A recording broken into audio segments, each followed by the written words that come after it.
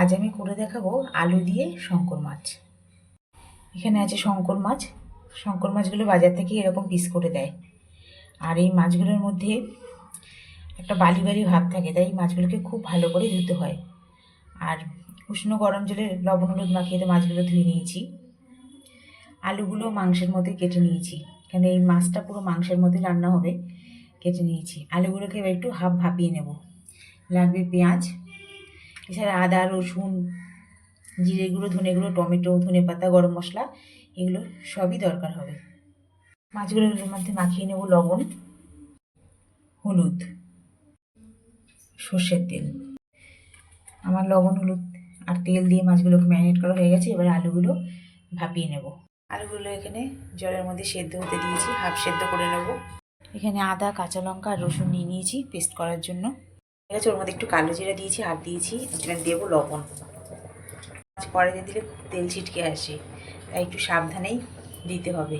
আর তাও একটু নুন দিয়ে নিয়েছি যাতে কম ছিটকায়, এ কারণে মাছে তেলও মাখিয়ে নিয়েছিলাম। একসঙ্গে আমি এই কটা মাছ দিয়েছি, এগুলো ভাজা হয়ে গেলে আবার বাকি মাছগুলো ভেজে নেব। মাছগুলোকে উল্টে দিয়েছি, এবার এই পিঠটা ভালো করে ভেজে নেব। মাছগুলো ভালো মতো ভাজা হয়ে গেছে, এবার মাছগুলো তুলে নেব। এইভাবে বাকি মাছগুলো ভেজে নেব। এবার আলুগুলো একটু হাফ তো ভাপিয়ে রেখেছিলাম, এবার একটু ভেজে নেব। আলুগুলো একটু লাল লাল করে ভেজে নেব। আলুগুলো ঠিক এরকম লাল লালভাবে ভেজে নেব। আলুগুলো কিন্তু প্রায় নরম একদমই হয়ে গেছে। ওই তেলের মধ্যে দিয়ে দেবো পেঁয়াজ, দিয়ে দেবো তেজপাতা। পেঁয়াজগুলো এবার ভালো করে ভেজে নেব। পেঁয়াজের মধ্যে একটু লবণ দিয়ে দেবো সামান্য, তাতে পেঁয়াজগুলো তাড়াতাড়ি ভাজা হয়ে যাবে। পেঁয়াজগুলো ভাজা হয়ে গেছে, পেঁয়াজগুলোকে চারিদিকে একটু সরিয়ে দিলাম।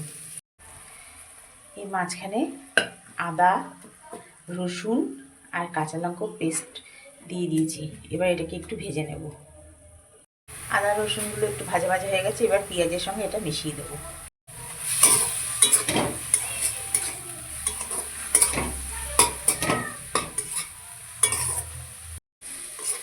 মশলাটা ভাজা ভাজা হয়ে গেছে, এর মধ্যে এবার দিয়ে দেবো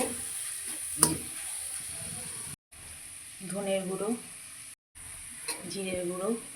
আমার ওখানে 1 কেজি মাছ ছিল, তাই জিরে গুঁড়ো ধনে গুঁড়ো 2 চামচ দিয়েছি। এবার দেবো হলুদ গুঁড়ো, লবণও দিয়ে দিয়েছি, আর দিয়ে দেবো সর্ষের তেল। এবার এই মশলাগুলোকে আবার একটু কষিয়ে নেব। আমি এর মধ্যে একটু টমেটো পেস্ট দিয়ে নিয়েছি, দিয়ে এটাকে আবার একটু কষিয়ে নেব। মশলাটা তো ভাজা ভাজা হয়ে গেছে, এবার এর মধ্যে দিয়ে দেবো আলুগুলো দিয়ে দিয়েছি। আলু দিয়ে একটু কষিয়ে নেবো আবার। আলুগুলো কিন্তু একদম নরম হয়ে গেছে। এবার এর মধ্যে দিয়ে দেবো একটু গরম জল।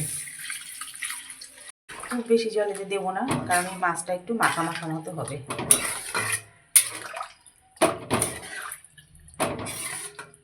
এর মধ্যে মাছগুলোও দিয়ে দেবো। এবার ঝোলটা একটু ফুটতে দেবো। এবারে আমি 2 চামচ দিয়ে দেবো গরম মশলা।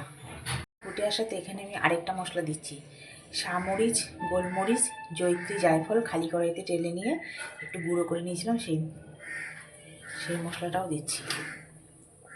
মাছটা হয়ে গেছে, এবার এর মধ্যে দিয়ে দেবো ধনেপাতা দিয়ে দিচ্ছি। ধনেপাতাটা মিশিয়ে দেবো। মাছ আমার রেডি, শঙ্কর মাছ আমার রেডি। এটি কিন্তু গরম ভাতের সঙ্গে খেতে ভালো লাগে। তবে এই মাছটি অন্য যে কোনো মাছ আমরা যখন রান্না করে মাছটা ঠান্ডা হয়ে গেলেও ভাতটা গরম হলে আমরা খেতে পারি, কিন্তু এই মাছটা একটু গরম গরম খেলেই ভালো লাগে। আমার এই রেসিপিটি যদি আপনাদের ভালো লেগে থাকে তাহলে একটি লাইক কমেন্ট শেয়ার এবং আমার চ্যানেল মনের ইচ্ছেকে সাবস্ক্রাইব করার অনুরোধ রইল। এর মতো এই পর্যন্ত আবার আসবো নতুন কোনো রেসিপি নিয়ে।